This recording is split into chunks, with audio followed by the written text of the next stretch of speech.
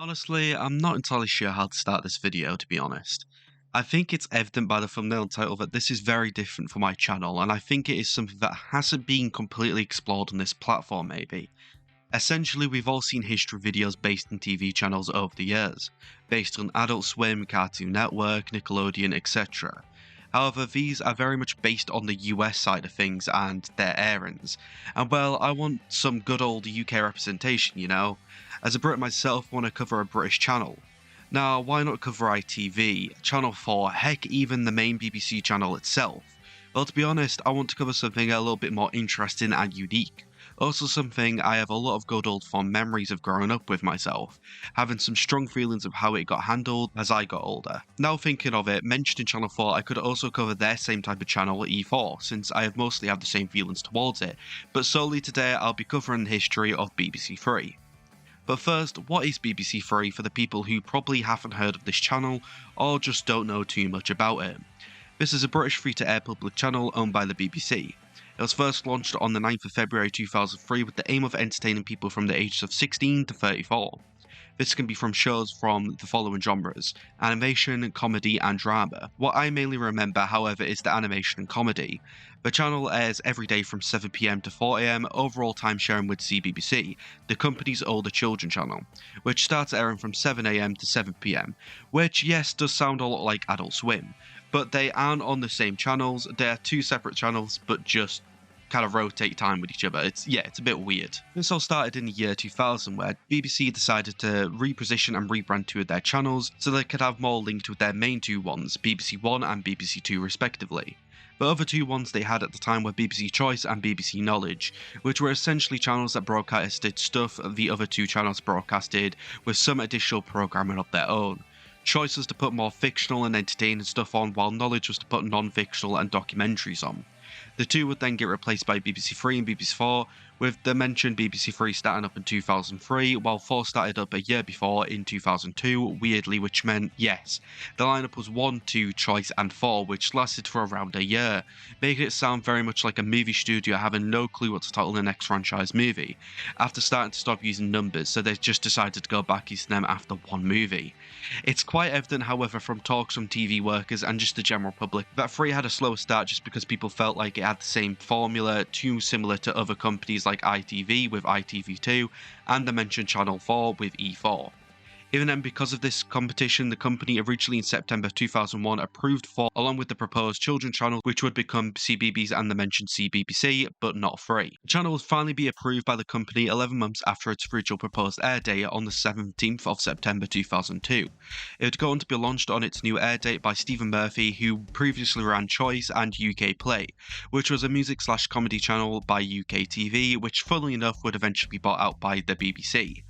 Murphy was just 33 at the time and was still the youngest channel controller in the country, which he first got the title of when he launched UK Play at the age of 26. However, he wouldn't always be the channel's runner, when he left 3 years later on the 20th of October 2005 so he could work on commercial TV. The channel's original look was made by Stephen Majom from Adman Animations, and it was used until February 2008. Murphy looked for new programming ideas for the channel while touring Adman, where he spotted these cone-shaped creatures. He then proposed using them to the Lam Neyman agency, who was responsible for BBC Three's identity package. These creatures would go on to be named Blobmates. BBC Online would go on to provide downloads and activities based on these characters, including Stazzy Blobmate screensavers, wallpapers and some rad games which included Blobland and Blobbert. The channel was a big hit in October 2004, with not at the time cancelled Little Britain, which broke its previous viewing record of 1.8 million viewers, as people tuned in to check out Season 2. This then did result in BBC One stealing the show when Season 3 was made, however. This won't be the only time with me mentioning it again, but another one I just want to mention now is Russell Howard's Good News would be transferred to BBC Two later on down the road. By the 22nd of January 2008, a new logo for the company was revealed. This rebranding was done by Red Bee Media along with agencies MPG and HC Republic, with the new music and sound design done by creative audio company Koink. In 2008, the channel reached 26.3% of the target audience of 16 to 34-year-olds in digital homes, and it was their highest reach, which was above their rivals being mentioned ITV2 and E4, along with new competitions such as Dave and Sky One. On average, 9 million people watch BBC Three every week, and it even had a 2.6% share of 15-year-old audiences as well. and are 1.4% of the whole of the UK according to the Broadcasted Audience Research Board. However, these figures can be distorted since this is based on the whole 24-hour period, even though they only broadcast from evenings to early mornings, with even the BBC complaining several times to the company publishing these numbers. By the 2012 Summer Olympics in London, the channels increased its broadcasting hours to be 24 hours so they could provide extra coverage of the events. But similar would happen in 2014 for the Commonwealth Games, when the channel would extend their broadcasting hours to 9 am to 4 am. Going to the year prior in 2013, on July 16th, the BBC announced an HD simulcast of the channel, which would be launched by early 2014, with it end up being launched on the 10th of December 2013. Just to slightly mention, the same happened with BBC4, BBC News, CBBC and CBeebies. In October 2013, BBC Three introduced a new series of idents with a theme of discovery for its logo, which was mainly used for the transitions between shows. This was designed by Claire Powell at Red Bee Media, who, as mentioned, made the logo. Overall, idents utilised on using projection mapping effects. Murphy's replacement, Cy Bennett, would go on to leave the channel for Sky Atlantic in July 2014, where at the time Commissioner Sam Bickley became the acting controller, because 4 months prior in February, BBC Director General Tony Hall announced that cuts of £100 million would have to be made at the company, with him additionally stating that this could result in a force to close one of the TV channels as a cost-saving measure. It would go on to announce on the 5th of March that the proposal to convert BBC Three, instead of completely shutting it down, it would be discontinued as an open TV service and would instead be an internet TV service, essentially a free streaming service. God, how many times did I just say service there? Where they could focus on making smaller budget series and short form productions. However, this ultimately wasn't just to save money, it was also to give money to their other channels. This proposal also included changes to extend CBBC's hours, putting £30 million into BBC One's dramas, and even launch an hour time shift for One. Rightfully so, there was some backlash here, from celebrities including Greg James, Matt Lucas and Jack Whitehall, which yes, some haven't got the best reputation at the minute, but these names put a lot into creating great programming for this channel. What usually happens with these types of things was a failed petition on change.org, which gained 300,000 signatures. Although saying this, there were also BBC supporters who wanted the company to have less channels for some reason, when it was quite evident they weren't trying to really save money for the actual company as originally intended. The company would go on to reveal the full details in December 2014, where they admitted there was a widespread opposition from the channel's viewers. But of course, they were more focused on that there was support on their proposals. On January 20th, 2015, BBC Trust, their governing board, would go on to begin a 28-day public consultation regarding the plans, which ended up with a protest being outside the broadcasting house, which is essentially the headquarters for the company. During the consultation, a letter of 750 names were against the move was sent to the Trust, which included a fair amount of celebrity names, including Daniel Radcliffe, Adrian Turner, Olivia Colman and Lena Headey. Policing company ICM concluded a larger majority of those that replied to the consultation was against the move, with a lot of people concerned for people who can't stream online, the effect of budget costs on some shows, and even the worry for BBC themselves, believing the channel's audience numbers would extremely drop. Even with all this, the proposal still was approved by the BBC Trust in June 2015, and they would issue their final decision to approve the transition in November 2015, with their main argument being that younger viewers had increasingly migrated to online streaming instead of TV. Although they decided to make some other changes to BBC properties to make it up to those who were against the change. BBC One and Two were required to develop programmes designed for young adults, as well as air full-length programmes that would premiere online on Free. Even the one-time shift was even rejected. Apparently, the Trust had some legal threats from Jimmy Mulville and John Torday from independent companies such as Hat-Trick Productions and Avalon, with them even offering to buy the channel to keep it on air. But the BBC refused, saying that it was not for sale.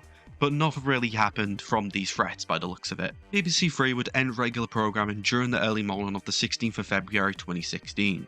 The final programme was an episode of Gavin and Stacey, which is a show I'll be going more into later on in the video. After this episode, it would go on to have a channel space letting viewers know about its online move until it was shut down on March 31st. A month before its final airing, on the 4th of January 2016, a new logo for BBC Three's relaunch was announced.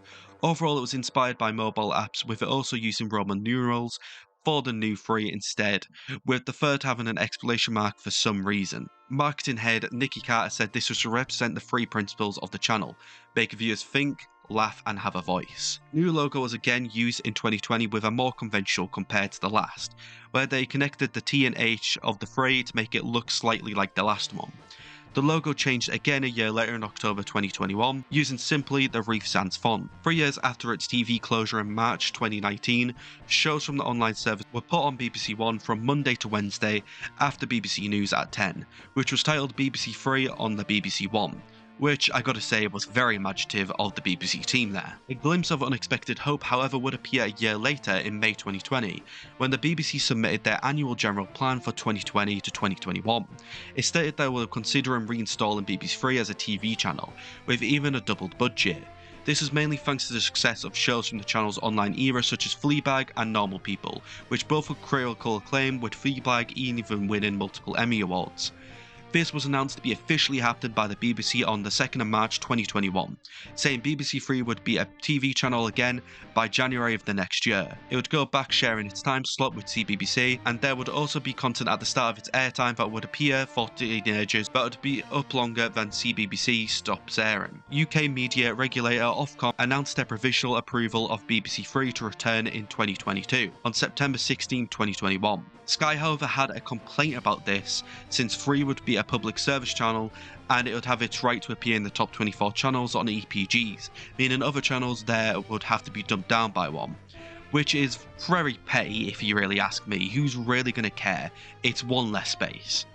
Ofcom would go on to have their final approval of the channel's relaunch on November 25th, 2021, with a set period of February 2022, which was 1 month later than expected. Even then, with this, a new logo for the service would now be green instead of the traditional pink it was known for. On January 5th, 2022, CBBC went back to its pre-2016 hours, and BBC Three began test broadcasts on the 10th of January, to be prepared for its relaunch on the 1st of February.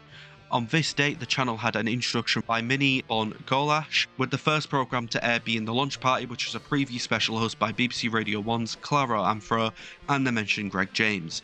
This was followed by news programme The Catch Up, an episode of Eating with My Ex Celebrity Special, and the premiere of RuPaul's Drag Race UK vs. the World. There were however some problems for the HD version of the channel.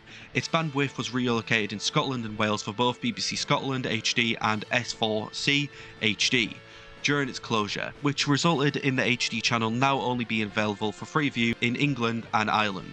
The regular SD version of the channel is still available in all of the UK, and the HD version is still available for all the UK on certain cable channels like Sky and online via BBC iPlayer. The only time the channel has been off air since was on September 8th, 2022, along with BBC 4 and one of the BBC Red Button channels. This was due to the death of Elizabeth II to not take away from the news coverage and tribute programming on BBC 1 and BBC 2. Now let's have a look at what this channel has aired over the years. First, let's have a look into an area I know the channel is more about, which is comedy. One of their most popular was For Sure, Gavin and Stacey, which first aired in May 2007, which was written by and starred by James Corden and Ruth Jones. This was an instant hit, with again BBC One and other BBC channels getting their hands on it for the next 2 seasons, Christmas special and even a reunion special in 2019, which was 9 years after the original ended in 2010. Another one which is underrated these days, which was a big hit, is Being Human, which was a drama where a ghost, vampire and werewolf shared a flat, which ended up having 5 seasons. The channel also got some American programming which included American Dad and Family Guy in its original run. However, ITV2 got the air rights during BBC Three's online run, until Disney, who bought Fox from 2017, got the rights back in 2021 to now let them stream it on Disney+. Popular series from BBC One would either be repeated or had spin-offs created for BBC Three. For example, in early 2003, viewers could watch the new episode of EastEnders on BBC Three before it would air on BBC One. Kinda like how these days BBC iPlayer does the same, really. Probably the biggest BBC property, Doctor Who, got a documentary series commissioned in 2005 by BBC Three titled Doctor Who Confidential, which would be aired immediately after episodes of the main series' new episodes would appear. This was even done for repeats in July 2005. Even then, in October 2005, it was announced that BBC Three commissioned an actual spin-off drama series for the franchise, which was Torchwood, with a more adult target demographic. The show launched with 2.4 million viewers in October 2006. It was also the first science fiction show ever to be commissioned by the channel. However, BBC would go on to steal it again with putting the season 2 on BBC 2, then the other 2 seasons on BBC 1. For 2010, BBC 3 began re-airing episodes of the 5th season of Waterloo Road after they would air on BBC 1. Then from January 2015, the same would happen for season 10 of the show. Big one at the time, which I fondly remember as well, is Pramface, which was written by Chris Reedy and had 19 episodes which spanned from 3 seasons, which broadcasted between 2012 and 2014. The channel's longest running comedy show was 2 pints of lager and a packet of crisps, which ran from the 26th of February 2001 to the 24th of May 2011, lasting 10 years.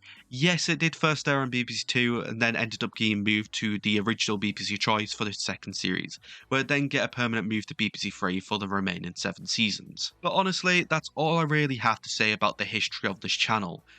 It's so interesting looking at how BBC One overall treated this, and I'm even more angry from what I used to be when they originally announced this would be moved online permanently. I had really fond memories growing up, just watching Family Guy or other shows on this late at night, and having to watch some comedy shows even before then with my mum and dad. And yeah, it was just really sad back in the day to even see it just get permanently moved online. And even then, myself as being a younger viewer, I never really checked it out. There wasn't really anything too appealing apart from like stuff they previously aired, which I would just end up watching on BBC iPlayer anyways. That's my whole biggest point with this. I get it, they wanted to try and save money in areas, but they ultimately never did they. And even then, they already had BBC iPlayer, which a lot of people even used back then, where admittedly I only used it to watch live air and things, but definitely once BBC Three moved, I more started to use BBC iPlayer. But it was just weird at the time, having for a few years 2 different online services, where one would be for free, when free would already have its programming be on BBC iPlayer. And even then, just looking into it, which makes me even more angry of this change, well, not the change, but just generally how BBC treat BBC Three, and is really just with its programming, when BBC Three had unique programming with comedy, which was meant to be what it was known for. I get it, some of these comedy shows ended up appealing to everyone, but this was BBC Three's program and they had the rights to have this show air on their platform. But BBC One or BBC Two would just always steal their shows if it was so successful, which in all means, what's the point in BBC Three if you never want it to be as big as BBC One and Two? You might as well have just kept it to be BBC Choice and I can't remember off the top of my head what the Knowledge, that was what the other one was. It just really infuriates me, and yeah, it was also cool having a bit of a look into some of the old shows again. I haven't heard of Being Human for a good few years, and I know there's a few I haven't mentioned, like Bad Education is the big one I'm just going to mention on top of my head right now. I loved that show. It was one of the ones I watched with my mum and dad a lot when it was first airing, and I'm still a massive fan of it. I even got to I got to watch the reunion special, and I'm yet to watch the new actual season of it, which got to be on BBC Three again, which I'm happy BBC just didn't completely steal. But yeah, that was a big one as well. I just really forgot to put it in the script, really, but there's a lot of other programming which I'm sure people are going to comment down below with their own fond memories. I really hope you do comment with your own fond memories. It would be really fun to see. But yeah, it's all I really have to say. I'm just really infuriated by how BBC treat this. Actually, one last comment is as well, they did the online move way too early. I got that point of younger viewers were more online then, but I for sure don't think they should have did this. I think if they ever did wanted to do a separate free streaming service, which I was already against with, they should have done it a few years later, and it kind of makes me now feel, what was the point in putting BBC Three back on TV? I'm happy it is, but at the same time, it is like, there's not going to be many viewership on it apart from people who are going to watch like the new Bad Education series or other series they might put on, which are like new ones for previous shows, really. I think a lot more days people do now just check out BBC iPlayer rather than checking out BBC One, BBC Two, BBC Three, BBC Four. So yeah, now that's all I have to really say. I really want to hear your guys' thoughts on this channel, to be honest. Do you have any fond memories? Please comment them down below. And what's your thoughts on how BBC overall treat this channel? As well as that, if you liked the video, please like, and also considering subscribing if you liked the video, or maybe checked out my content before. It would mean a lot as a small content creator. But the main thing is to kind of just make videos. It's kind of fun to me, you know? But anyways, I'm blabbering on a bit. BBC Three will always be in my heart for my childhood and my teenagehood, to be honest. And yeah, it was really fun looking into it. Maybe one day I'll look into E4, but I might just go back to my regular videos at this minute. So yeah, thank you for watching, and I'll see you whatever I cover next.